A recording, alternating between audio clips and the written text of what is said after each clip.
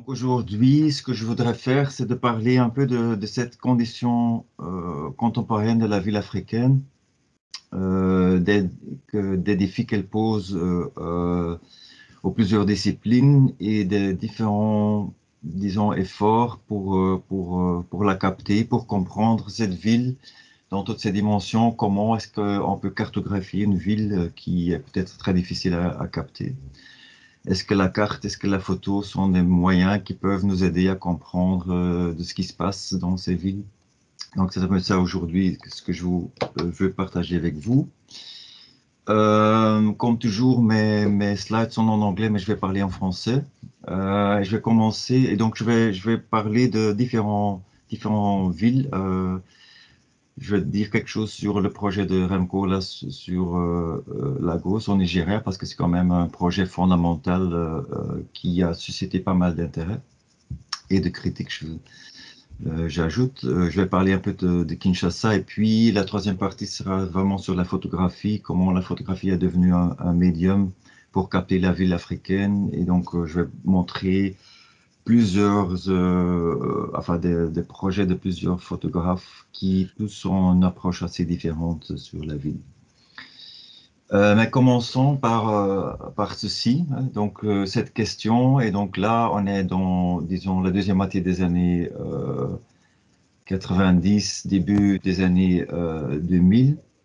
Cet intérêt croissant pour la ville africaine contemporaine, un intérêt qui, en large partie, a été suscité dans le milieu architectural par le monsieur que vous voyez, bien sûr, à droite, Rem Koolhaas, et où on essaye de comprendre si la ville africaine, qui est bien sûr une catégorie assez problématique, si elle a des caractéristiques qui sont très différentes de celles des villes européennes. Donc ça, c'était quand même une sorte de prémisse dès le début.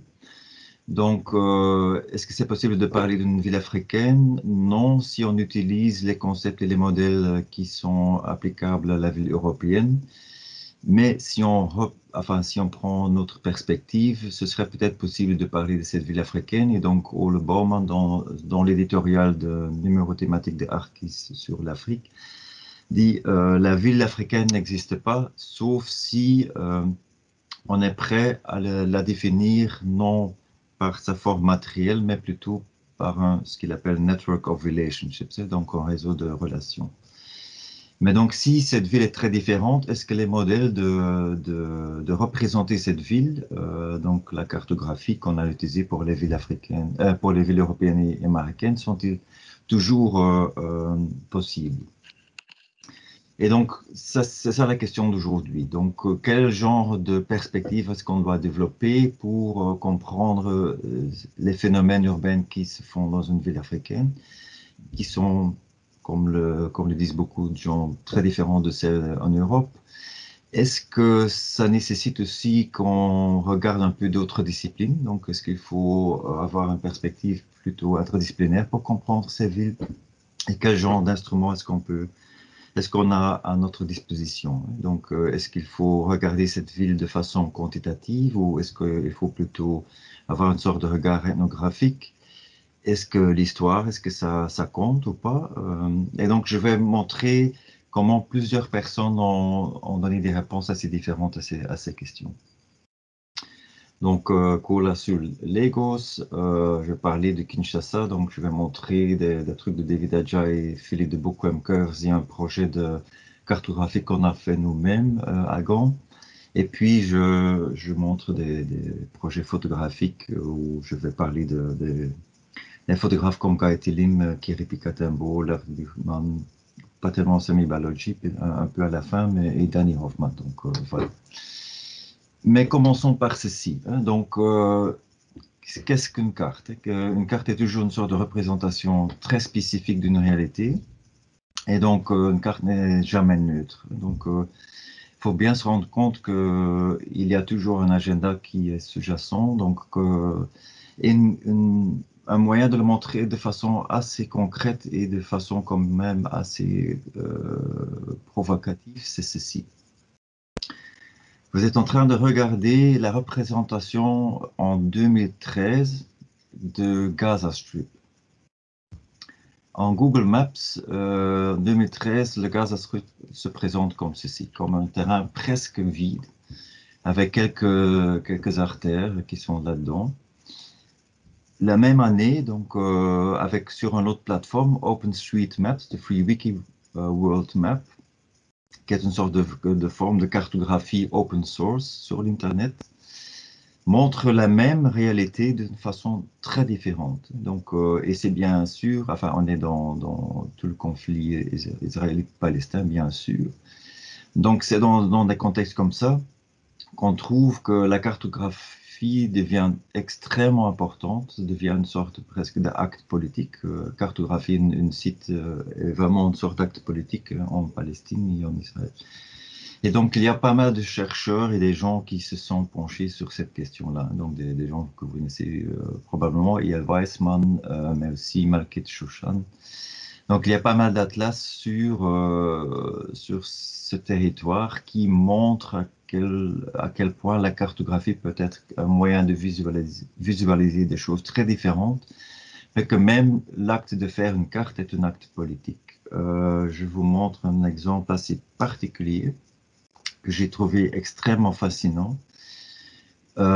C'était à l'époque quelqu'un qui était en doctorat, je ne sais pas si elle a déjà fini, mais elle était en train de faire un doctorat avec Chaim Jacobi, donc Hagit Kaiser, qui, avec des communautés locales, a utilisé un do-it-yourself procédure de cartographie des sites et des petits territoires en Palestine, pour aider les gens à créer enfin, ce qu'on appelle en anglais evidence, donc des preuves de ce qui se passe sur le terrain. Parce que les cartes que le gouvernement israélien était en train de produire n'étaient pas correctes, n'étaient pas complètes, et donc en faisant de la photographie aérienne avec des moyens extrêmement modestes, donc je ne connais pas le mot en français, mais un kite, donc avec une petite caméra photo qui vous permet de faire des photos, vous voyez qu'on peut produire des choses ainsi. Et ce genre de photographie aérienne permet alors de contester certaines actions du gouvernement israélien. Donc, on voit que faire une carte, c'est pas toujours quelque chose qui est neutre, c'est vraiment un acte très délibéré, faire une carte. Et donc, il y a toujours un agenda en dessous. Donc ça, c'est juste une sorte d'introduction générale, mais je pense que c'est important si on parle de cartographie des villes, un cerf-volant. Merci Victor, oui, cerf-volant. Mais donc c'est important d'avoir cette idée de cette carte, des cartes qui sont des actes, enfin toujours c'est un regard biaisé, si vous voulez. Donc il y a pas mal de littérature là-dessus, de littérature assez populaire comme ce livre-là, History of the World in 12 Maps.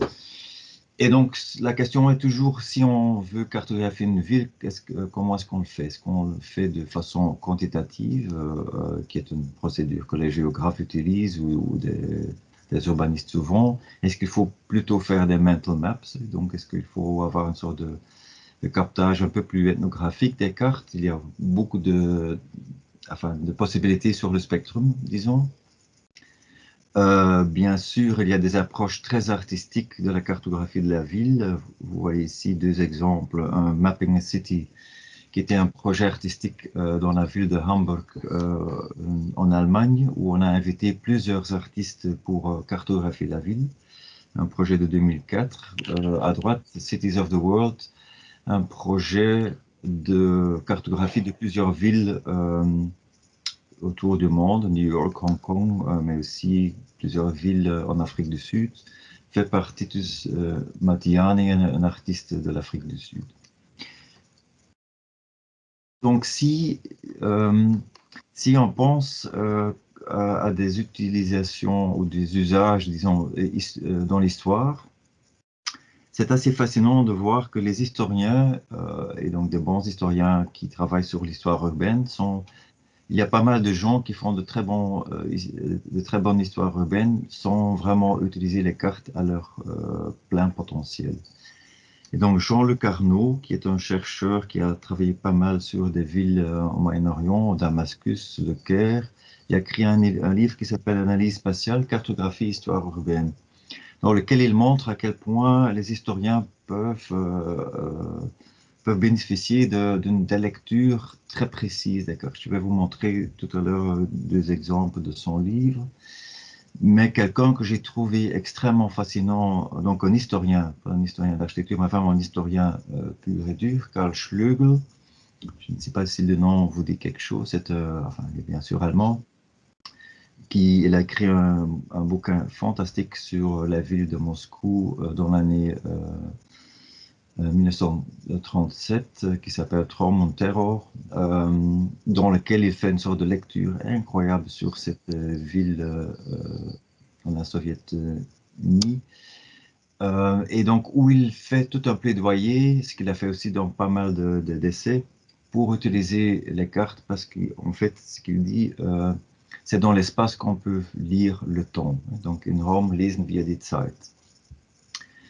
Donc, c'est quelqu'un qui a une réflexion assez profonde comme historien sur l'utilisation et l'usage et le potentiel des cartes. Et donc, c'est quelqu'un qui m'a inspiré pas mal. Je vous montre des exemples du livre de Jean-Luc Arnaud, où il montre par exemple que si on fait une sorte de lecture morphologique des villes, c'est souvent les anomalies qui nous permettent de découvrir des phénomènes, des épisodes qui se sont effectués sur un espace. Et donc, il montre à travers une sorte de lecture très peaufinée de la morphologie comment les cartes peuvent vraiment aider les historiens à trouver des épisodes cruciaux pour raconter des histoires urbaines. La même chose si on fait l'analyse dans le temps des transformations d'une parcelle, par exemple. Et donc, vous voyez qu'il est en train de travailler dans des villes en Moyen-Orient. Donc, ce sont des villes assez bien structurées quand même. Et où il fait l'analyse à travers le temps de tous les changements de statut, des propriétés, pour ainsi faire une sorte de, ce qu'on pourrait dire en anglais, une thick description, donc une sorte de lecture très approfondie de ce qui s'est passé sur cette parcelle-là, comme une sorte d'exemple de ce qui s'est passé dans cette ville plus large. Donc, c'est bien sûr quelque chose que vous connaissez bien sûr.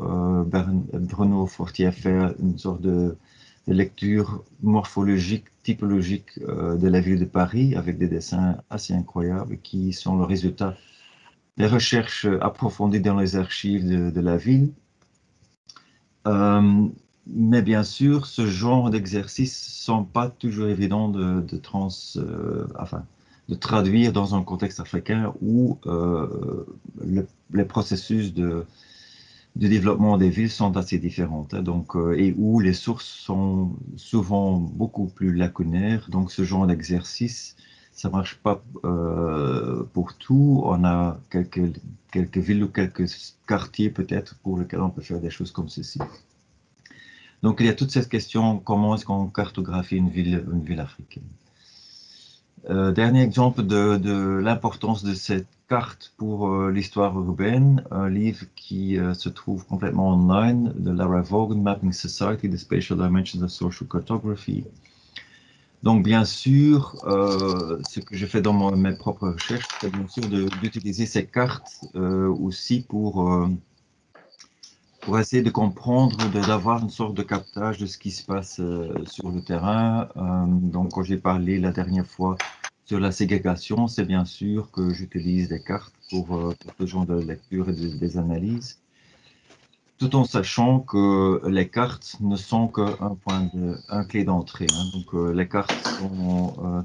Est-ce que je peux demander que les gens éteignent leur micro parce qu'il y a probablement quelqu'un qui est en train d'ouvrir une bière et donc je vous dis santé, mais c'est peut-être pas l'idéal qu'on a tout le son, quoi.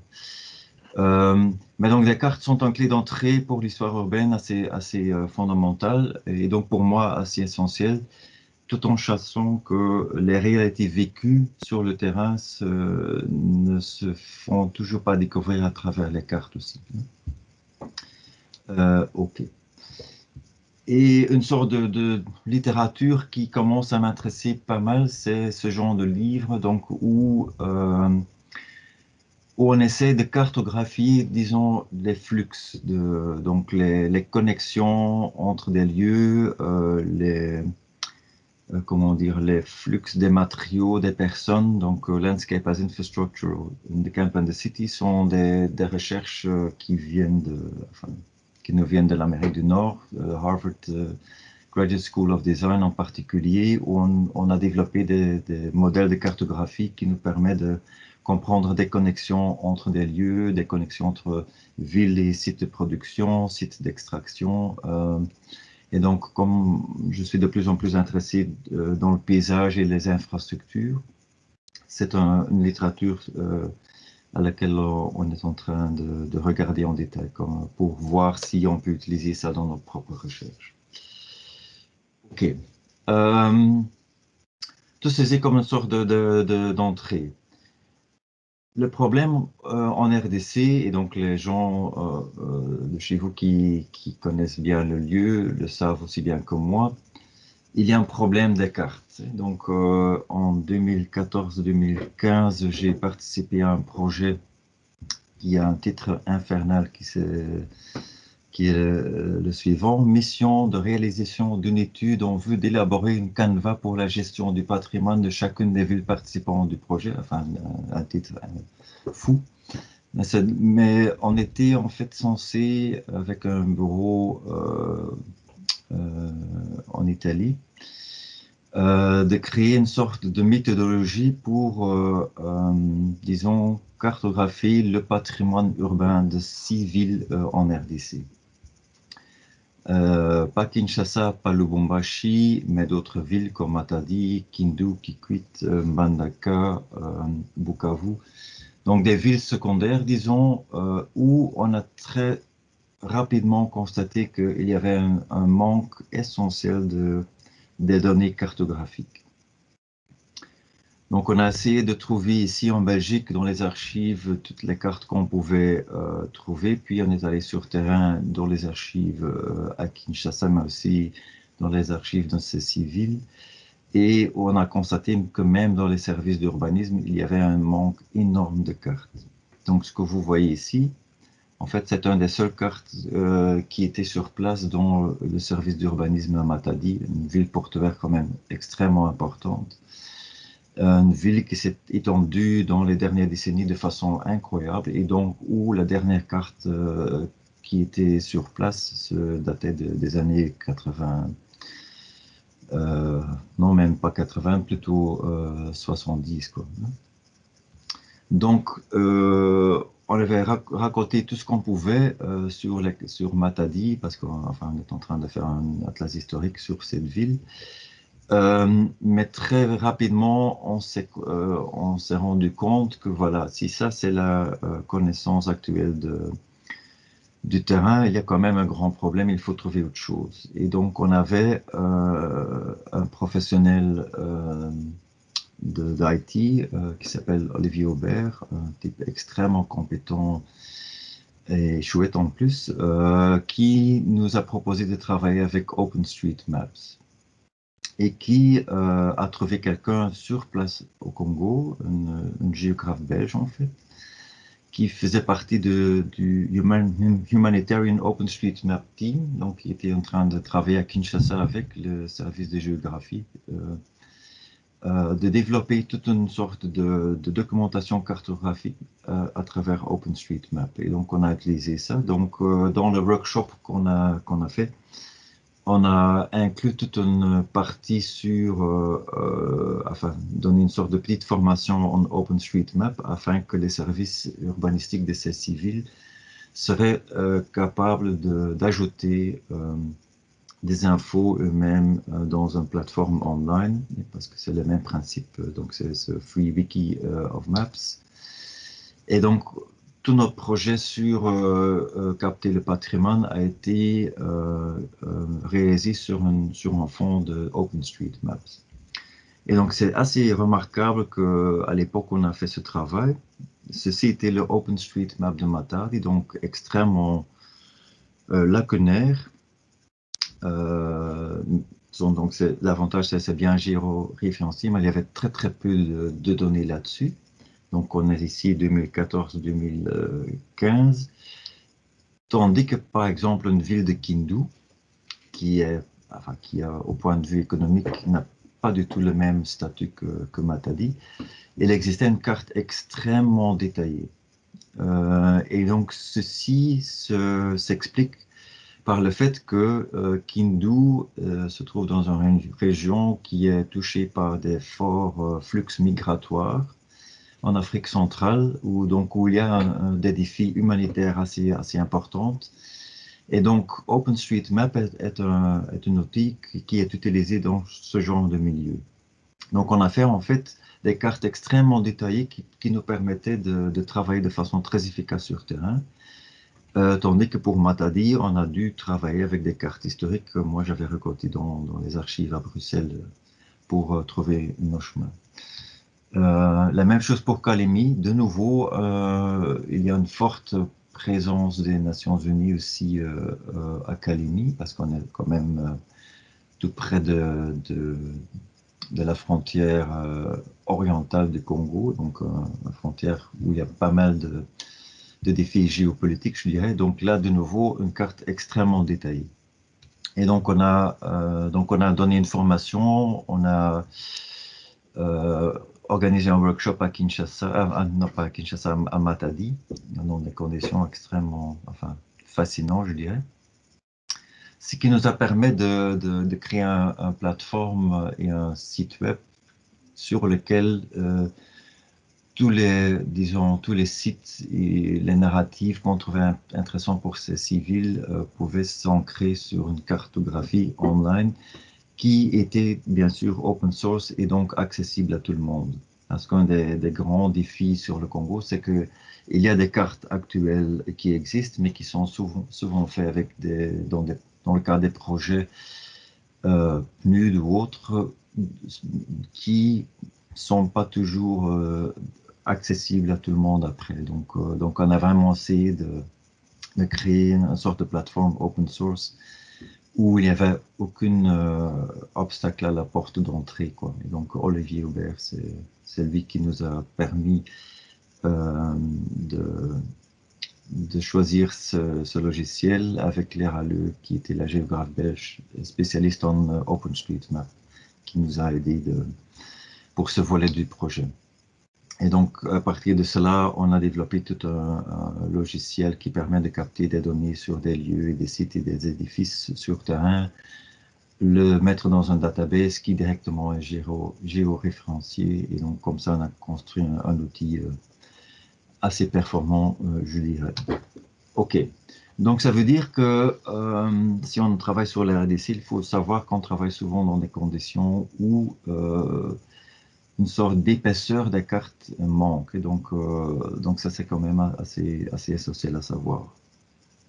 Ce qu'on va faire maintenant, c'est de regarder quelques exemples de projets, des architectes, des urbanistes qui ont essayé de capter ou de trouver des moyens de visualiser ce qui se passe dans les villes africaines aujourd'hui.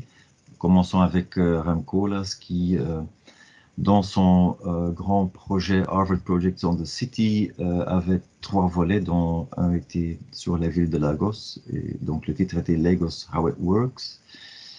L'idée, c'était de faire, comme il avait fait pour d'autres projets, des grands livres. Donc il y a un livre, Project on the City 2, Harvard Design School, The Guide to Shopping, ça existe, publié par Taschen. Projet on the City numéro 1 existe aussi, The Great Leap Forward, donc c'est une étude approfondie du Pearl River Delta en Chine. Le 3e volume qui a été annoncé par Taschen, Lagos How It Works, n'a jamais vu le jour. Donc le livre n'existe pas. Apparemment, il y a un demi dans les archives de OMA que personne n'a vu, donc c'est devenu une sorte de livre mythique qui existe mais qui n'existe pas en fait. Et donc on est tous très curieux, mais donc Remco Las n'a jamais publié ce livre. Par contre, il a publié quelques extraits dans des livres qui sont antérieurs. Donc dans Mutations, il y a une partie sur ce projet de Lagos. Et donc, c'est ça que je vais prendre comme point de départ. Donc, l'idée est bien sûr qu'on est en train de vivre dans un monde qui est en train de s'urbaniser de façon extrêmement rapide, que les villes qui sont en train de se développer et où il y a une sorte de rapidité de croissance énorme, ce sont les villes dans le Global South, en Asie, mais surtout aussi en Afrique, Lagos et maintenant Kinshasa, bien sûr. Et donc, comment est-ce qu'on peut capter ces villes? Euh, une source intéressante pour capter un peu son projet, c'est ceci. C'est une vidéo Lagos Wide and Close, The Interactive Journey into an Exploding City, qui a été publiée en 2005, si je me trompe, par Brechtje van der Haak. Et donc, qui permet de comprendre un peu le projet de Colas. Le point de départ de Colas est enfin, c'est bien sûr, il est un provocateur professionnel. Donc, qu'est-ce qu'il dit au début de son projet? We are resisting the notion that Lagos represents an African city en route to becoming modern, or in a more politically correct idiom, that it is becoming modern in a valid African way. Rather, we think it is possible to argue that Lagos represents a developed, extreme, paradigmatic case study of a city at the forefront of globalizing modernity. That is to say that Lagos is not catching up with us, but rather that we may be catching up with Lagos. Donc il voit dans la ville de Lagos une sorte de préfiguration de la ville en Occident. Et donc, si on regarde un peu les sites qui sont représentés de façon spécifique dans ce vidéo, c'est quand même des sites assez particuliers de la ville de Lagos. Donc, un des sites clés, c'est Oshodi. C'est une sorte de lieu caractérisé par une extrême densité de la circulation et de la mobilité. Donc, où Ram-Koolhaas alors invente ce terme jam space. Donc, ce genre de situation qu'on connaît dans plusieurs villes africaines. Enfin, tout le monde qui a été à Kinshasa va se retrouver dans ce genre de réalité urbaine. Donc, une sorte de vie qui se passe dans la voiture, dans le bus, ou qu'est-ce que je sais, où on peut être bloqué pendant des heures. Et où il se passe quand même des choses, même si on est complètement en arrêt. Donc ça, c'est une des choses spécifiques que Colas est fasciné par. Et donc, il fait des diagrammes comme ça, où il essaie de comprendre qu'est-ce qui se passe dans ces lieux-là. Dans les vidéos, ce qui est assez remarquable, qu'on a plusieurs, disons, commentaires. Donc, il y a les commentaires de Colas, mais on peut aussi prendre des commentaires d'autres personnes. Et on peut sélectionner dans le menu une sorte de commentaire, disons, plutôt analytique et un discours qui est plutôt le discours du terrain. Donc comme une sorte de moyen de comprendre cette réalité du jam space de Oshodi.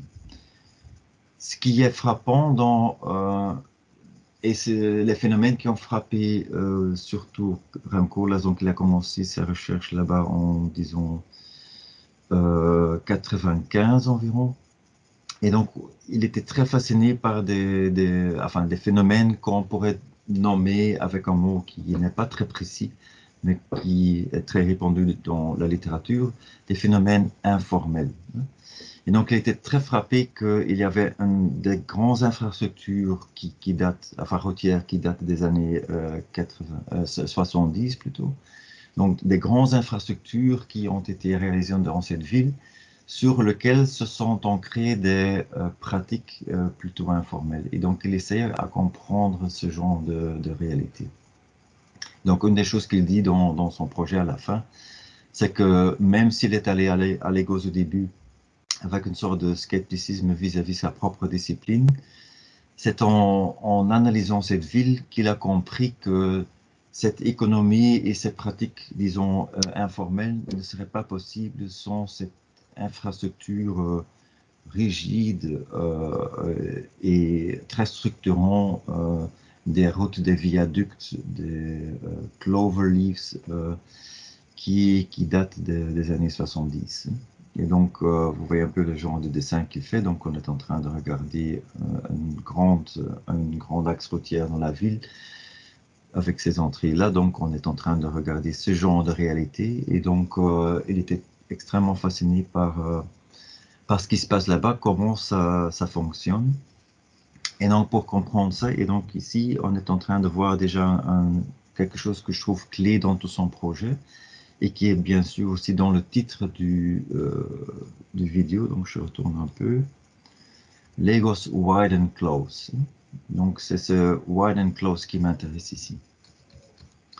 Et donc, ce qui se voit déjà dans ces photos-là. Donc, au début, quand Remco a présenté son projet, par exemple, dans le cadre de Documenta 11, il y avait un workshop sur les villes et donc Colas était invité pour présenter son projet de Lagos. Il a eu des critiques acerbes par des sociologistes et sociologues et des anthropologistes et des anthropologues en disant que voilà, Colas c'est quelqu'un qui monte dans l'hélicoptère du président et survole la vie et comprend rien de ce qui se passe sur le terrain. Et donc à ce moment-là, je pense que Colas a pris cette critique assez au sérieux et donc il est descendu des voitures, il est descendu des hélicoptères, il est entré dans les rues et dans les sites. Et il a vu quelque chose qu'il explique dans des interviews qu'il a données sur ce projet. C'est en fait que la première fois qu'ils étaient sur place, ils avaient pris un extrême grand nombre de photos à partir des petits bus comme ça. Et donc, quand il entrait aux Pays-Bas et il commençait à regarder toutes les photos qu'il avait prises, il était extrêmement déçu parce qu'il trouvait que ça ne disait rien sur la ville. Donc, un des leçons qu'il a pris de son projet de Lagos, c'est que le middle ground ne marche pas comme perspective. Il faut aller ou bien extrêmement proche des activités, ou il faut monter dans l'hélicoptère pour voir les grandes structures. Et c'est dans la combinaison entre les deux que ça commence à fonctionner. Donc voilà, on pourrait bien sûr faire une réflexion ici, comment ça recoupe une pensée de quelqu'un comme Michel de Certeau, où il dit que la perspective d'en haut, c'est la perspective du contrôle, du top-down, de l'urbaniste, tandis que la perspective de l'habitant de la ville, c'est la perspective de la rue. Je trouve que dans ce projet de Lagos, Colas nous montre de façon assez explicite que c'est dans la juxtaposition des deux que ça commence à parler. Et je reviendrai sur cette idée quand je parle de Philippe de Bouc. Mais donc, ce genre de réalité ne se comprennent pas si vous les voyez à travers ces viaducs-là. Donc, il faut vraiment être dedans et parler avec les gens pour comprendre comment il y a une sorte d'organisation. Donc, l'informel s'organise quand même. Donc, ce n'est pas un truc extrêmement spontané, c'est quelque chose qui est bien pensé et bien organisé. Et c'est souvent en prenant des distances et en voyant cela dans nous qu'on comprend ce qui se passe en fait et que l'informel n'est pas tellement informel que ça se présente à première vue. Autre moyen de cartographier cette ville, c'est de regarder un autre site, c'est le marché électronique de Alaba. Donc dans la vidéo, il y a des scènes assez parlantes avec des camions gigantesques pleins de vidéos, des hi-fi, des télés, enfin des télés qui sont démontés. Et donc, en fait, ce que ce diagramme montre, c'est que Alaba est extrêmement connecté au monde. Donc, et que les commerçants qui sont actifs sont connectés de façon globale. Donc, de nouveau, une sorte de cartographie qui commence à montrer des réalités qui sont extrêmement difficiles à capter du middle ground. Et donc, il faut vraiment aller vraiment dans cette marché pour comprendre ce qui se passe et alors pouvoir faire un diagramme comme ceci. Et donc, si on commence à lire des interviews avec Remco, là, et donc dans le vidéo, il y a une petite plaquette dans laquelle on a 3 interviews en 2001, 2002 et je pense 2004 ou 2005, qui montrent très bien le processus que Colas a parcouru pour comprendre cette ville. Donc au début, il était surtout fasciné par ce qu'il appelait le Incredible Energy. Donc, elle était extrêmement fascinée par cette ville qui s'autogère apparemment, et donc où il y a une sorte de va-et-vient et une sorte de mobilité incroyable. Et donc, il essaie de comprendre cela pour voir s'il y avait des leçons à tirer.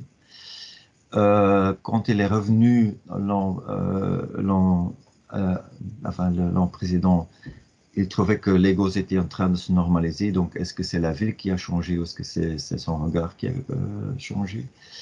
Mais de plus en plus, il a compris que cette perspective-là du bus ne marche pas. Donc, c'est pas le middle ground, c'est vraiment wide and close qui commence à prendre une sorte de place centrale dans tout le projet. Et donc, et c'est qui, elle est aussi à ce qu'on pourrait dire en anglais, positionality. Donc, il est quand même assez conscient qu'il est un chercheur blanc qui est en train d'essayer de comprendre une ville en Afrique. Donc, est-ce qu'il est le mieux placé? Enfin, il est assez intelligent pour comprendre que peut-être il y a des défis là-dedans. Mais donc, il parle aussi de enfin, de sa jeunesse. Donc, il a vécu enfin, comme jeune enfant, il a vécu avec son père et sa mère en Indonésie, qui était à l'époque une ancienne colonie des Pays-Bas, bien sûr. Et donc, il dit qu'il a développé une sorte de capacité de se rendre invisible dans un lieu. Donc, pour lui, la première fois qu'il était à Lagos, il ne se trouvait pas complètement dépaysagé ou déraciné, quoi.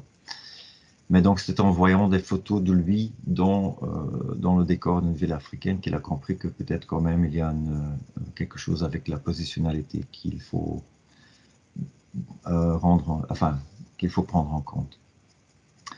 Ok, donc pour moi, cet exercice à essayer de capter l'ego, c'est intéressant juste, enfin, en grande partie avec de vantage point, donc de quelle perspective est-ce qu'on est en train de regarder une ville. Et donc je suis assez d'accord avec lui que c'est la combinaison entre wide and close qui commence à parler, que le middle ground est quelque chose d'assez difficile. Donc j'ai eu la même expérience en prenant des photos du middle ground qui sont pas très parlantes.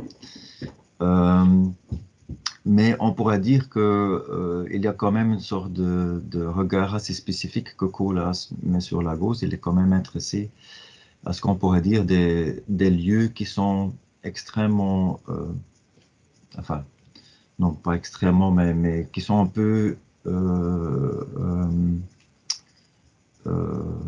comment, enfin, on pourrait presque dire, il y a un peu un regard exotique sur les lieux qui sont fascinants parce qu'ils sont tellement différents. Donc, dans le vidéo, par exemple, il y a une scène où on voit des parents qui sont en train de conduire leurs enfants à une école de ballet dans un lieu un peu chic de Lagos. Enfin, c'est quelque chose qui n'est pas, disons, vraiment euh, enfin, qui n'est vraiment, enfin, c'est un tout petit passage dans le vidéo, ça montre que ce genre de lieu, ça lui n'intéresse pas tellement, hein. Donc, les choses qui lui intéressent, c'est vraiment où il y a cette densité de mobilité, des gens, des trains, des bus qui tous occupent la même espace, c'est ça qui lui intéresse. Et donc, il y a une sorte, enfin, il y a pas mal de gens qui ont posé quand même une sorte de critique sur le regard un peu exotique, orientaliste, si vous voulez, de Kuala sur Lagos. Ok, donc allons à Kinshasa et regardons d'abord ceci. Donc David Adjaye, qui a publié ce livre en 2011, dans lequel il a documenté, si vous voulez, les paysages urbains de 53 villes capitales du continent africain. Et donc son but était de montrer que enfin le continent africain, c'est quand même un continent urbanisé. Et donc il y avait quand même ce message clé pour lui. Mais ce qui frappe, enfin vous connaissez tous David Adjaye, je dois dire, j'ai eu l'occasion de voir ce bâtiment-là en Moscou. Je dois dire que c'est un des plus mauvais projets d'architecture que j'ai vu de ma vie. Incroyable. Donc ces photos ne disent rien sur le bâtiment. Le bâtiment, c'est effrayant que quelqu'un a pu faire un projet comme ça. Et donc, enfin assez bizarre. Enfin, ça c'est un petit excursus. Ce qui est fascinant, et je vais peut-être sauter à ceci, je vais montrer comment il a présenté la ville de Kinshasa, tout comme il présente d'autres villes en Afrique. Donc là, chaque ville est introduite par un petit texte, et puis vous avez la location sur le continent, puis une sorte de photo aérienne, puis une partie de la carte de cette ville. Et puis, et peut-être il y a des gens entre vous qui ont vu l'expo Geographics aux Beaux-Arts où ceci a été présenté. Mais donc, ce que vous voyez, c'est une série de ce qu'on pourrait dire des snapshots pris à partir d'un taxi, probablement, ou d'une voiture, qui montrent le paysage urbain de la ville de Kinshasa. Mais une sorte de série qui montre quand même des bâtiments quand même assez isolés, mais donc c'est en juxtaposition qu'il y a des paysages urbains qui commencent à se présenter. Et donc, il était intéressé par, disons, le caractère démocratique de prendre la photo digitale. Donc, c'est pas avec un appareil très sophistiqué. Donc, c'est vraiment ce côté démocratique. C'est des snapshots, c'est pas des vues prises avec beaucoup de soin. Et pour lui, c'était important. Donc, c'est une sorte de IT iconic. Donc, this is not David Adjaye finding you the best buildings and saying that these are the gems. Donc, enfin, ce sont des bâtiments avec un certain intérêt, si vous voulez, mais c'est pas ça qui est important pour lui. C'est vraiment, disons, le décor urbain qui l'intéresse et donc avoir des photos qui sont vraiment des snapshots. Qui sont alors organisés en séries typologiques. Donc, c'est des typologies qui sont son intérêt. Donc, par exemple ici, The University, donc pour les gens qui connaissent Kinshasa, ce que vous voyez, c'est le campus de l'UNIKIN. Et donc là, si vous commencez à lire des petits textes, The University as a further example of Mobutu's commitment to architecture. Donc quand on lit ça, et on se dit, mais enfin, c'est quand même quelqu'un qui ne connaît pas l'histoire. L'Ouvanium, c'est quand même un projet colonial, pas un projet mobutiste. Donc ce qu'on a ici, c'est quelqu'un qui... enfin, ou je vais le dire autrement, l'intérêt de ce livre ne se trouve pas dans disons, la profondeur de la lecture, mais plutôt dans la juxtaposition de toute une série de paysages urbains de 53 villes, où on peut voir, disons, où il y a des similarités qui commencent à émerger, mais l'analyse, pourquoi il y a ces similarités, ou une sorte de lecture très approfondie, là, c'est pas quelque chose que David Adjaye nous offre, bien sûr. Donc c'est quand même une sorte de lecture de la ville assez thin. Enfin, il n'y a pas beaucoup de profondeur, je dirais. Mais enfin, ça montre... enfin, c'est un livre à feuilleter plutôt qu'à lire. Et ce qui est remarquable, donc si on le confronte avec le livre de Cole, c'est ici que on constate que ce qu'on a, bien sûr, c'est tous des photos middle ground. Et donc, c'est peut-être donc la seule façon dans laquelle ils commencent à travailler et d'avoir un certain potentiel, c'est dans leur multitude et dans leur juxtaposition. Parce que chaque photo en soi ne dit presque rien. Ok, donc c'est un projet où je ne suis pas trop fan, mais enfin, je pense que c'est une des façons où on pourrait essayer de capter une ville. Ok, regardons Philippe de Buc alors. Kinshasa Tales of the Invisible City, bien sûr, enfin un livre très connu, très important, 2004. Ce projet a gagné le Lion d'Or au Biennale de Venise en 2004.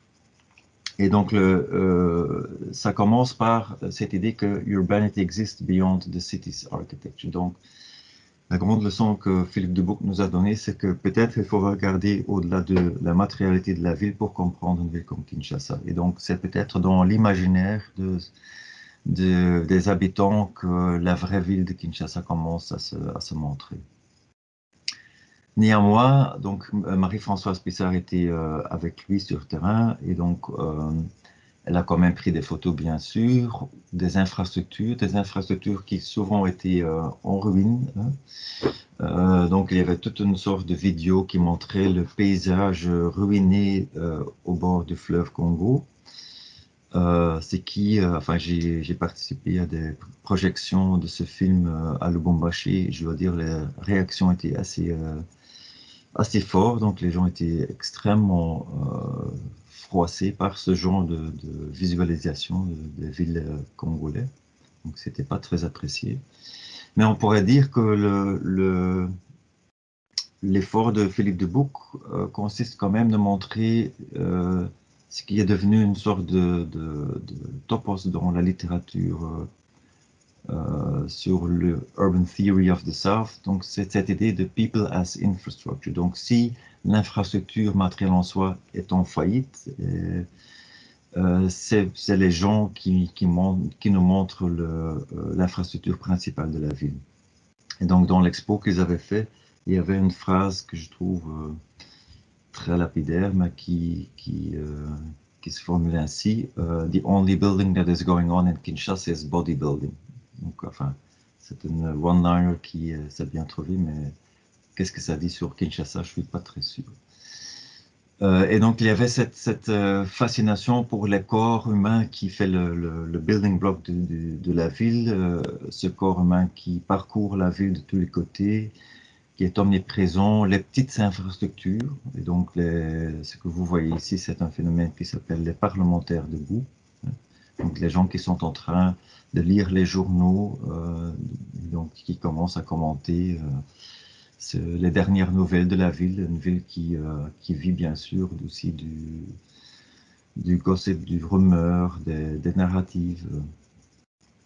Et bien sûr, c'est une ville où le corps humain est très important et où être dans l'espace urbain, c'est toujours une sorte de performance. Et donc, Yoka, l'écrivain, a décrit la ville de Kinshasa comme une ville narcisse, une ville spectacle. C'est clair que si tu bouges dans l'espace public de la ville de Kin, les gens te regardent, les gens te commentent. Donc, être dans la ville comme corps humain et comme personne, c'est vraiment une sorte de performance. On ne peut pas y échapper. Donc, une sorte d'attention pour les petites infrastructures autour desquelles la vie se construit et l'importance, et ça c'est quand même une leçon assez importante, c'est quelque chose que moi j'étais pas très conscient, j'avais jamais réfléchi enfin très profond de cette question-là de urban text. Et donc l'omniprésence des textes, enfin bien sûr on sait que quand on roule la ville il y a des choses comme ça, mais donc c'est quand même Philippe de Buc qui nous a montré comment il faut regarder de façon très proche et qu'il y a des mots qui reviennent tout le temps, la bonne sémence, des choses comme ça. Et qu'est-ce que ça dit sur l'imaginaire urbain d'une ville de Kinshasa? Donc ça, c'est quand même l'importance de Philippe de Buc, qui, dans un livre suivant, donc Suturing the City, Living Together in Congo's Urban Worlds, a collaboré maintenant avec Sami Baloji, le photographe congolais que vous connaissez tous, et où je trouve il y a déjà une sorte d'intérêt plus approfondi pour les sites, pour les infrastructures aussi, je dirais. Donc je trouve que si Philippe de Buc avait quand même pris disons, le close view dans le premier livre, j'ai l'impression qu'il commence à prendre un peu plus, pas encore tout à fait le wide view, mais quand même une sorte il y a une sorte d'attention beaucoup plus profonde et beaucoup plus explicite pour les matérialités de la ville de nouveau. De potholes, de la verticalité de la ville. Donc, il y a quand même une sorte d'attention qui est un développement aussi dans sa pensée qui je trouve est fascinant de voir. Je suis pas tout à fait sûr que les photos que Samy a prises sont extrêmement différentes que celles que Marie-Françoise Pissard a prises, je dois dire. Donc, souvent, quand je montre ces projets à mes étudiants, il y a toujours cette idée qu'un photographe congolais va photographier des villes de façon très différente qu'un photographe en Occident. Je ne suis pas tout à fait convaincu que c'est le cas. mais je vais en revenir quand je parle de la photographie comme moyen. Je voudrais introduire ici un projet que je trouve très fascinant et qui est une sorte de réponse directe à la lecture de Philippe de Buc, Wim Kuijvers, Visualizing the Visual City of Kinshasa, un livre de 2006 qui s'appelle BRAKIN, Brazzaville-Kinshasa, Visualizing the Visible. Et donc, le sous-titre est vraiment une sorte de réponse directe, enfin une sorte de critique si vous voulez, à la lecture de Philippe de Buc. Parce que pour Wim Kuijvers, c'est en regardant de très proche la ville dans toute sa matérialité et dans toute sa présence physique qu'il y a des leçons à tirer et des moyens à trouver pour avoir une sorte de lecture approfondie de la vie. Il y a une sorte de méthodologie assez précise chez Wim Kuijvers. Donc, il a décidé de ne pas étudier l'histoire de la ville pour arriver sur place sans biais, donc d'avoir une sorte de perspective qui n'était pas informée par une connaissance historique. Donc, c'était vraiment très délibéré qu'il a fait ça.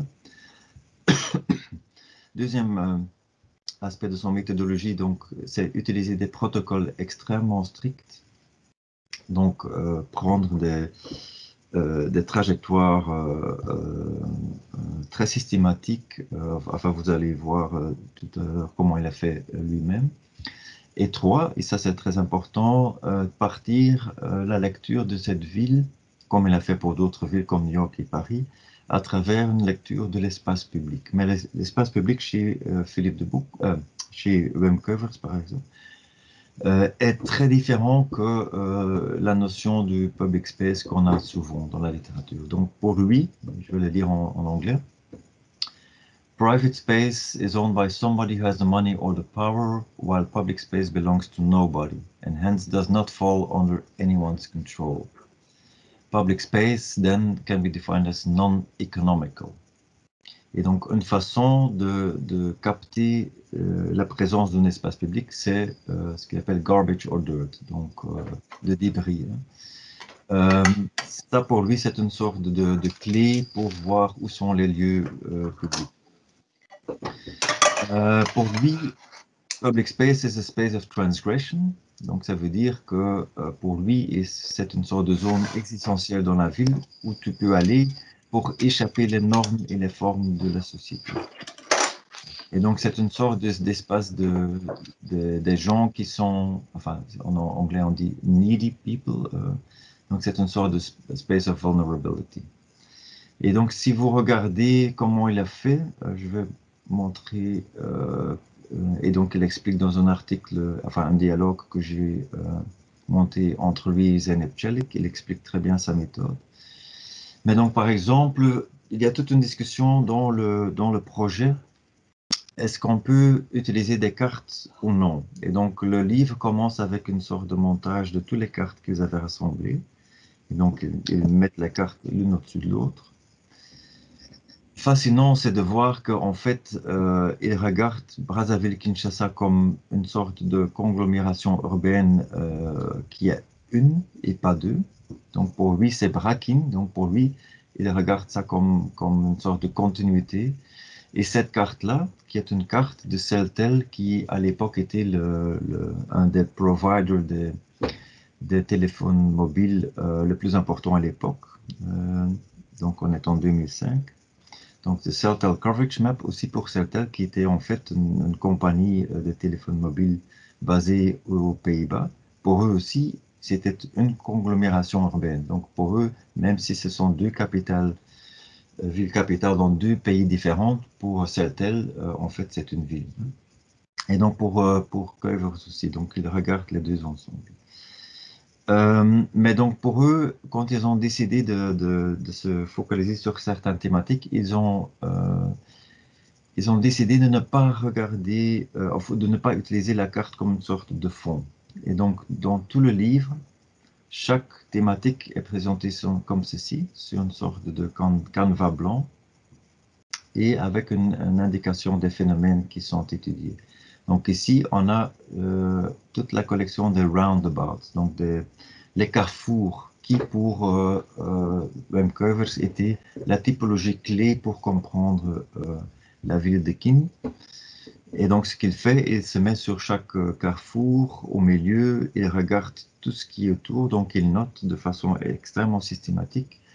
Et il est fasciné par ce genre de grandes infrastructures publicitaires qui, pour lui, sont des expressions de l'espace privé qui s'ancrent dans le territoire urbain, parce que c'est bien sûr, ce sont des sites qui appartiennent à quelqu'un, ce sont des espaces économiques, si vous voulez, mais ce sont des grandes infrastructures dans lesquelles il y a aussi une côté de l'espace public, parce que la nuit, enfin c'est une observation qu'il a fait lui, qui n'est pas, je dois dire, qui n'est pas acceptée par tous les anthropologistes qui travaillent sur Kin, mais enfin soit.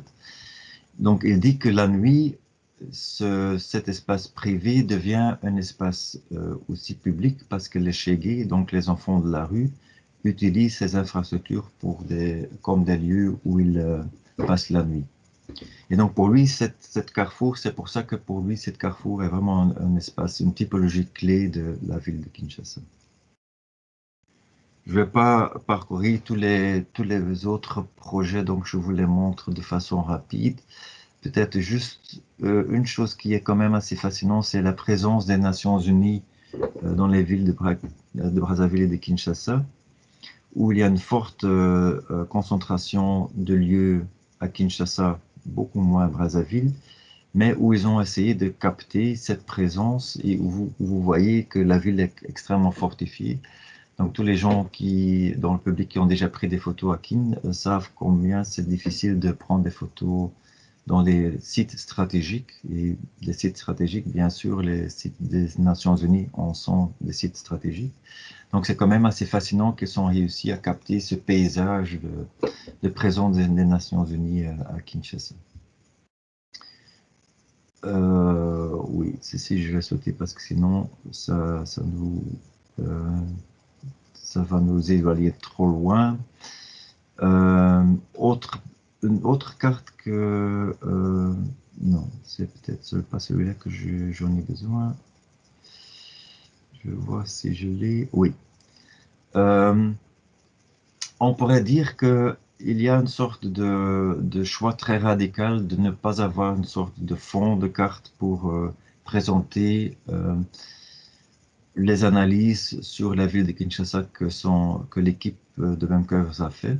Je trouve que ça marche bien dans une carte, et c'est celui ici, le Congo River. Donc c'est une sorte d'analyse qui permet de comprendre la différence de statut de la bordure du fleuve. Et donc vous voyez une ligne presque continue du côté Kinshasa, deux petits traits du côté Brazzaville. En fait, ce que cette carte montre de façon extrêmement claire, c'est que les deux villes ont un rapport extrêmement différent avec le fleuve. Kin, c'est vraiment une sorte de ville qui a presque tourné son dos vers le fleuve et où le fleuve a été complètement privatisé et devient presque inaccessible. Tandis qu'à Brazzaville, et on a Bernard Tellier ici dans le public qui est un grand connaisseur de Brakin, donc il pourrait dire que si cette analyse est vraie ou faux. Mais l'analyse de l'équipe de Wim Kuijvers, c'est vraiment que cette bordure de fleuve est extrêmement ouverte, accessible du côté de Brazzaville. Et donc, et ça se montre ici. Hein. Donc ça c'est le côté Kin, ça c'est le côté Brazza. Donc où on a des bars, des gandas, des lieux où les gens font le linge, tandis que du côté... et donc, c'est bien sûr une sorte de présentation un peu rhétorique, parce qu'il y a bien sûr des gandas du côté Kin aussi. Mais c'est vrai que accéder au bord du fleuve à Kinshasa est beaucoup plus difficile qu'à Brazzaville. Donc vous voyez une toute autre façon de cartographier la ville et vraiment regarder sa matérialité, sa forme urbaine et qu'est-ce qu'on peut avoir si on juste regarde ce qui est devant vous. Je vais vous montrer un dernier truc, ce qui est quelque chose qu'on a fait nous au département avec Bernard Tellier ici présent dans le public et avec Marc Moutz. et c'est un projet qui s'est développé après, donc on a commencé à faire un inventaire du patrimoine urbain de la ville de Kinshasa, qui a résulté entre autres dans un site web, mais aussi dans ce livre Kinshasa Architecture, Paysage urbain, dans lequel on a mis beaucoup d'intérêt et d'importance sur la cartographie, donc vraiment montrer comment la forme urbaine a développé autour du temps, et qui pour moi était aussi une façon d'essayer de capter quels sont les éléments structurants de ce développement de cette ville. Quelque chose qu'on a développé plus loin, parce que pour moi, Kinshasa, enfin la forme urbaine de Kinshasa, surtout si on regarde Google Earth ou des photos aériennes des années 50, ce que vous voyez, il y a une sorte de patchwork qui se présente, tandis que on peut bien sûr lire ce surface aussi comme un palimpseste. Et donc, et je n'invente bien sûr rien, il y a pas mal de gens qui ont utilisé cette notion de palimpseste. Donc, pas une sorte de lecture archéologique où on a des couches l'une sur l'autre, mais comme Corbeau a dit, on ne fait pas que ajouter, on efface aussi. Donc, quels sont les éléments qui perdurent, quelles sont les anciennes structures qui resurfacent, c'est ça qui m'intéresse beaucoup dans cette accumulation de référents urbains. Et donc, on a essayé de faire une sorte d'exercice en 2010-2011 pour montrer quelles sont certaines de ces structures urbaines les criminelles. Et donc, de nouveau, je ne vais pas aller tout en détail.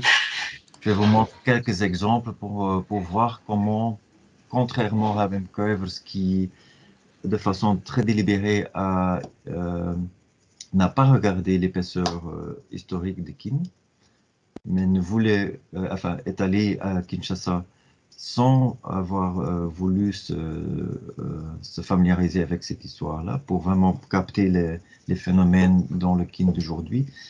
Moi, je suis bien sûr quelqu'un qui a regardé Kin de façon, enfin, comme un historien d'architecture et un urban historian. Donc, moi, je m'intéresse beaucoup à ces structures qui se développent au cours du temps. Et donc, certaines de ces structures sont pour moi les deux axes principaux. Un axe, je dirais, politique, qui est l'ancienne avenue Pierre Heitmans, et un axe qui je trouvais beaucoup plus économique, celui du boulevard de Albert Ier, qui est maintenant le boulevard du 30 juin, où, par exemple, comment, si on regarde le chemin de fer à Kinshasa, comment il a transformé la ville et comment il a été une sorte de connecteur de sites de production économique et comment ça a changé au cours du temps. Donc, ce sont les recherches qui nous intéressent, nous. Et donc, ce travail a été fait en séminaire avec des étudiants. Donc, essayons de comprendre la ségrégation dans la ville de Kinshasa, mais je vais vous montrer peut-être un autre, ce tableau-là, parce que pour moi, c'est vraiment, si vous me demandez quel est votre lieu préféré de Kin, je dirais c'est l'avenue Kasavubu. Parce que je pense qu'en marchant cette rue-là, en fait, on peut comprendre toute la ville. Donc, on a écrit un texte avec des étudiants qui montre à quel point une sorte de promenade le long de cette avenue Kasavubu nous permet de décrire le processus urbain de Kin. Donc, son développement comme ville ségrégée devient extrêmement explicite si vous suivez tout ce parcours et si vous commencez à décrire l'épaisseur historique de cette ville. Et donc, on utilise des cartes, on utilise des photos aériennes, on utilise beaucoup de documents d'archives pour pour écrire cette histoire de cette rue, qui est une rue qui, bien sûr, dans tout le contexte de la lutte pour l'indépendance a été cruciale. Hein. Donc, en fait, les épisodes qui ont mené vraiment directement à l'indépendance, donc les émeutes de 4 janvier 59, si vous faites une cartographie de cela, cette rue devient un lieu extrêmement important pour comprendre ce qui s'est passé. Donc, de nouveau, je ne vais pas aller en détail, mais ça montre un peu le genre de travail qu'on fait. Donc, on essaye d'utiliser ce genre de photos et puis on fait des analyses et on utilise, et je vais peut-être aller ici, oui. Et on commence à dessiner sur des anciennes photos pour montrer ce qui s'est passé, ce qui pourrait être avoir eu lieu. Donc ça, c'est un projet non réalisé qu'on voit ici. C'est un plan urbanistique des années, fin des années 60. Donc si vous projetez ça sur des photos historiques, ça vous montre une ville anticipée qui n'a jamais vu le jour, quoi. Donc pour nous, c'est ça une sorte d'exercice de cartographie, cette ville, qui est basée sur énormément de travail d'archives. Donc je remonte juste pour vous montrer ceci. Donc une photo qui est clé pour Kin dans les années 50, c'est tous les travailleurs et tous les Congolais qui travaillent dans les services administratifs dans le centre-ville prennent leur vélo pour aller en centre-ville. Fin des années 80, il y a un projet pour prolonger la piste d'atterrissage de la Sabina, donc sur l'aéroport de Ndolo. Et donc, si ce projet aurait eu lieu, ça aurait résulté dans un découpage de cette avenue Kasavubu. Donc, ça montre le détour énorme. Et donc, ce genre d'épisodes sont extrêmement intéressants pour écrire l'histoire urbaine d'une ville de Kinshasa. Parce que c'est justement dans ce genre d'épisode qu'on trouve tous les conflits entre les soi-disant the powers that be, donc où l'Église catholique prend le côté de la population africaine, par exemple, dans cet épisode précis. Donc c'est ce genre d'épisodes qui nous intéresse et qui sont très liés à la façon dont une ville fonctionne. Et donc pour cela, on a besoin des cartes, on a besoin des photos, on essaye de faire des montages qui montrent tout ce processus. Ok, je vois que le temps passe vite, donc je vais sauter un peu. Je vais pas élaborer cette guide qu'on a fait. Je vais juste montrer quelques éléments de la photographie et là, de nouveau, je ne vais pas vous montrer tout parce que sinon, on est là jusqu'à 9 heures. C'est pas l'idée, j'imagine. Donc, si vous me permettez, je voudrais parler juste un petit quart d'heure. Pablo, c'est OK? Vous n'êtes pas terminé. Je confirme, c'est une très bonne idée. Merci beaucoup, Ok, Johan. juste un quart d'heure pour montrer quelques photos. Euh, bon, je shoot des trucs ici. Enfin, ça sont des slides qui montrent l'émergence d'une sorte de pratique photographique sur la ville en Afrique qui est très proéminent aujourd'hui, mais qui a un pédigré dans certains pays. Par exemple, David Goldblatt a photographié la ville de Johannesburg à partir des années, fin des années 40 et qui montre la ville de façon extrêmement fascinante. Donc, allez-vous, ça sont des photos prises qui montrent bien sûr ce décor urbain extrêmement fascinant de Jobourg. Les mêmes photos, mais prises de notre vantage point, où on voit des habitants de la ville qui sont vraiment à la périphérie. Ce sont enfin des espaces marginaux, si vous voulez, où les gens prennent leur bière, où il y a des pratiques informelles qui s'installent. Donc, si vous voulez vraiment comprendre la ville de Jobourg, c'est très intéressant de commencer par ce livre de David Goldblatt, TG, où il montre une sorte de production photographique à partir de 48 jusque dans les années 90. Un livre extrêmement fascinant. Ou par exemple, il montre aussi ce genre de hostels pour des employés et où un historien d'architecture très proéminent de l'Afrique du Sud a écrit là-dessus que en fait, ce sont des unités d'habitation dans Le Corbusier, mais peut-être dessinées par des deranged pupils of Le Corbusier, donc des architectes qui ont été complices avec le régime d'apartheid. Bon, je vais vous montrer.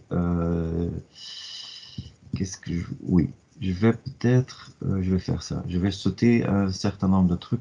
Mes excuses à Fabio Vavin qui a fait un excellent livre sur Maputo et mes excuses à Sami Baloggi de nouveau parce qu'il faut que je saute à ceci. The iconic and the anti-iconic. Pourquoi? Parce que je trouve c'est important de faire ce point-là. si on regarde comment l'architecture moderne en Afrique a été photographiée, il y a quand même une sorte de regard biaisé, je dirais. Il y a une sorte de fascination pour la belle architecture en Afrique. C'est très proéminent si on regarde un peu comment la production architecturale en Angola et Mozambique a été commentée par des historiens, enfin souvent portugais.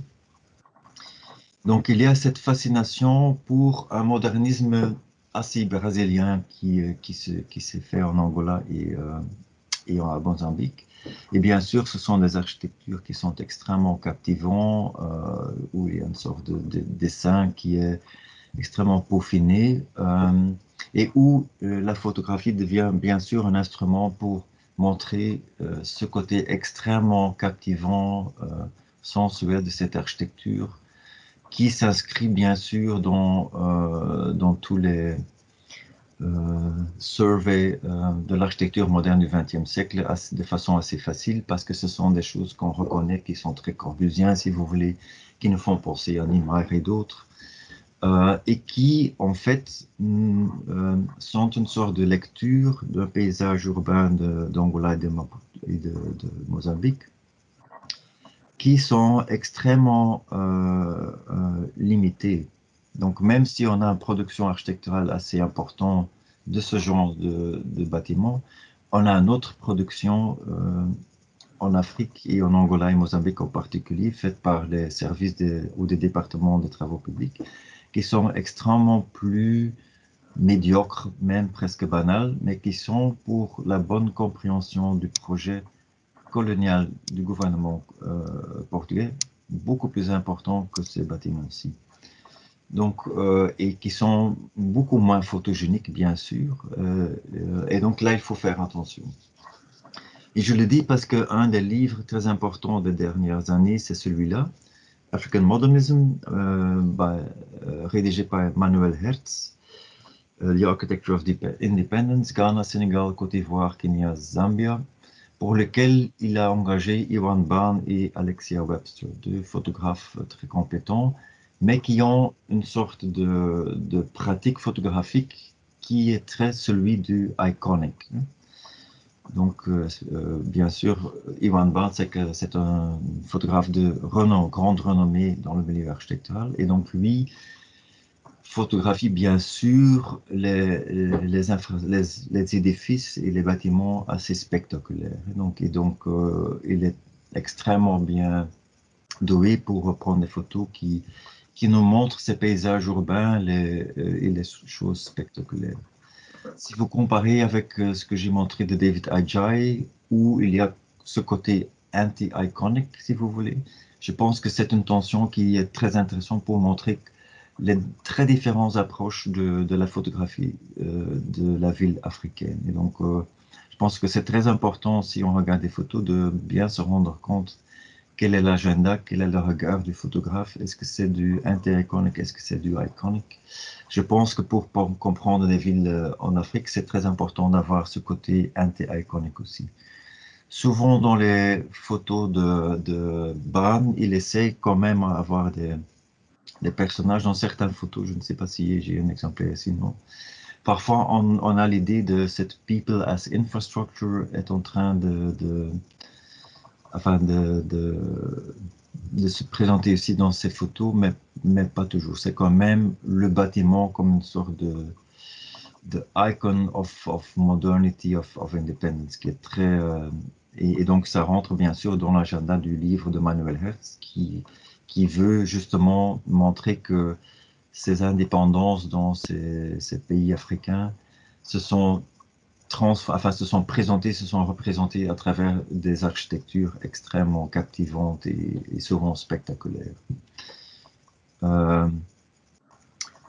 Et ça nous renvoie à Guy Tillim, qui a fait ce projet photographique qui s'appelle Avenue Patrice Lumumba en 2008. Guy Tillim, c'est un photographe sud-africain qui a été aussi actif dans le milieu, disons, plus journalistique. Donc, il a fait un très beau projet photographique sur les premières élections disons, démocratique en RDC en 2006, mais dans son projet Avenue Patrice Lumumba, il s'est intéressé aussi, un peu comme Manuel Hertz, à ce paysage urbain qui nous parle de cette future anticipée de l'indépendance et les nouvelles nations indépendantes qui se sont représentées à travers des paysages urbains et des édifices modernistes captivants, mais qui sont restés des rêves non réalisés en plusieurs sortes. Et donc, on voit ici beaucoup plus que chez Ivan Baan une sorte de sensibilité pour le non réussi de ce rêve futur de l'Afrique. Et donc, il le dit aussi, et donc des gens qui ont écrit sur Guy Tillim ont souligné par exemple le côté étrange de ces formes architecturales qui s'ancrent dans ce paysage subtropical, avec leur complexité presque baroque de lumière et d'ombre. Mais vous voyez, il y a une sorte de... Enfin, l'attention pour le weathering, donc le fait que le bâtiment se dégrade au cours du temps, c'est quelque chose qui devient très présent dans ces photos. Parfois, il y a des ruines, donc on est en train de regarder ici le Grand Hotel in Beira, une ville portuaire en Mozambique. Et donc, on est presque, je dirais, dans le ruin porn. Hein. Donc, cette fascination pour des grandes infrastructures, des architectures parfois luxueuses en Detroit, où des photographes ont photographié cette ville post-fordiste en se focalisant sur des lieux qui sont maintenant des ruines. Et donc des gens qui écrivent, donc des chercheurs qui écrivent sur le travail de Guy Tillim disent ça nous dit quelque chose sur cette condition postcoloniale de l'Afrique. Donc c'est these architectural ruins become allegories of Africa's post-colonial conditions. J'ai l'impression que chez Tillim c'est pas encore très, je dois être un peu court ici, mais je pense qu'il n'a pas encore eu la réflexion très approfondie. Pourquoi je vais vous montrer quelqu'un d'autre, Danny Hoffman, qui a photographié le même genre de bâtiment, mais lui, il est un anthropologue photographe. Et donc, il a une sorte de même fascination pour cette esthétique du brutalisme qui s'ancre dans l'Afrique dans les années 60-70, mais qui utilise les photos de façon, et j'espère que je les... Oui, est-ce que j'ai les photos? Oui. Ça sont quelques exemples de ces photos de chez lui. Ça vaut la peine de regarder sur l'Internet pour voir plus de photos parce que c'est quelqu'un qui photographie des ruines, pas comme seulement des objets matériaux en soi, il s'engage avec des conversations extrêmement directes avec les habitants de ces ruines. Donc il y a tout un travail close, si vous voulez, et donc c'est de nouveau ce wide and close qui est important ici. Je trouve que Ivan Baan, Guy Tillim, ce sont des gens qui regardent à une distance, tandis que Danny Hoffman, comme anthropologue, regarde ces bâtiments, les entre, il y passe des journées, il vit ensemble avec les gens qui habitent ces lieux, il essaie de comprendre les rêves qu'ils ont eus et qu'est-ce qui reste de ces rêves et comment ils vivent leur vie dans ces infrastructures d'aujourd'hui. Donc, ce sont des photos qui, pour moi, sont peut-être, si à première vue, sont similaires à certains de Guy Tillim, ils ont une profondeur qui est beaucoup plus, intéressant, je dirais. Ok. Et on pourrait dire, pour moi, la même chose, il y a une sorte de mécompréhension, je trouve, dans le travail de Karl de Kees. Donc, son projet Congo belge, je trouve, a été très mal compris par ceux qui ont visité l'exposition en 2010. Parce que si vous connaissez le travail de Karl de Kees qui précède ce travail, vous comprenez que ce n'est pas une sorte de j'accuse contre the failed state of the Democratic Republic of the Congo. C'est vraiment une sorte d'effort de lire ces paysages comme une sorte de narrative qui dit beaucoup sur le fait qu'au Congo, le petit Belge a vu grand. Donc c'est une sorte de lecture beaucoup plus sur la Belgique que sur le Congo en fait. Ok, je vais m'arrêter à deux photographes qui, je trouve, montrent quelque chose de très différent. Je vais d'abord passer à Lars Buurtman et puis je termine avec Kerry Pikatembo. Mais donc Lars Buurtman, qui est un photographe néerlandais, qui a publié ce livre Capturing the City, entre très bien, je dirais, dans le discours qu'on trouve chez Abdelmalek Simon, qu'on trouve chez Philippe Dubuc. Donc une sorte de fascination pour cette ville qui est en flux continu, où il y a des corps humains qui flottent en tous les côtés. Mais il utilise un procédé assez particulier. Donc je vais vous montrer quelques photos. Et puis je m'arrête, peut-être celui-là, ou... oui, prenons celui-là. En fait, cela a tout l'air d'être une photo documentaire. Et c'est tout à fait contraire, parce que ce qu'on voit ici, c'est une photomontage.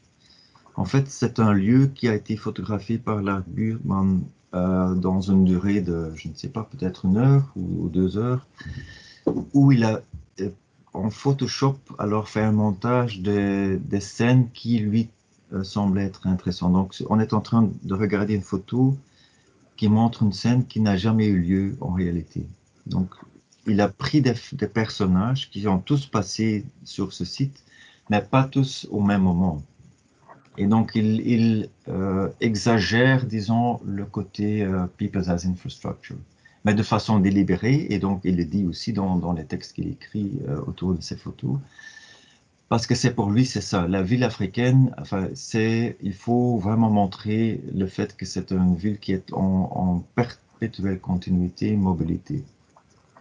Donc, donc il questionne cette idée que la photo peut être une sorte de représentation réaliste. Donc, une photo nous montre toujours un moment précis. Et donc, ce qu'il fait ici, c'est de combiner plusieurs des photos pour en montrer une sorte de réalité qui est beaucoup plus proche de ce qui est la ville africaine. Donc, c'est un peu ça. Mais donc, si vous, enfin, à première vue, c'est pas clair. Hein. Et donc, c'est assez remarquable comme procédé. Je vais montrer, et là, ce sont des photos que vous connaissez sans doute, des photos de Kerry Pikatembo. Parce que là, je trouve que c'est un procédé extrêmement fascinant de photographier une ville comme Kinshasa. Donc, c'est une série qui lui a rendu très célèbre sur le plan international. Ce sont des photos qui ont été prises en 2008-2009. Et donc, il photographie la ville de Kinshasa dans la réflexion, dans les, comment on dit ça, enfin, des flaques d'eau stagnantes qu'on trouve partout dans Kinshasa. Et donc, ce sont des photos extrêmement poétiques qui montrent la ville et qui perturbent un peu parce que les perspectives sont différentes et on ne comprend pas toujours très bien, surtout celui-là. Enfin, il joue avec ses côtés miroirs et renversés. Mais, je termine avec ça. Tristan Guillou, c'est quelqu'un qui est devenu un ami, c'est quelqu'un que j'ai connu à travers aussi Bernard Toulier, un architecte français qui a écrit un très beau texte, je trouve, sur Kerry Pikatembo, qui explique que, en fait, la ville de Kinshasa, enfin, c'est impossible de capter la ville de Kinshasa à travers la photo. Et donc, la ville de Kinshasa, c'est presque comme Méduse. Donc, elle est trop complexe, elle est trop dangereuse, et donc, il faut trouver une sorte de ruse photographique pour la photographier. Et donc, la ruse photographique que Kerry Pikatembo a trouvée, c'est de à la fois avoir enfin, de ne pas regarder la ville directement en face, mais de la regarder à travers sa réflexion, c'est la seule façon de vaincre la ville de Kinshasa, ou de prendre un petit point, donc et de nouveau, j'arrive à ce point wide and close de Koolhaas, hein. Donc, quel est le vantage point? Quelle est la perspective à travers laquelle la ville africaine se dévoile et devient lisible, hein? Et donc, je trouve dans le travail de Kerepi Katembo, il y a quelque chose d'extrêmement fascinant qui s'opère. Et donc, je trouve que la ruse photographique telle que l'a décrit Tristan Guillou ne montre vraiment que la photo, oui, peut être un instrument pour rendre la ville visible et lisible, mais il faut trouver un moyen et une sorte de méthodologie pour le faire. Parce que la ville africaine échappe toujours le regard. Voilà, je pense que c'est un bon point pour terminer cette leçon sur la lecture de la ville africaine à travers la cartographie et la photo.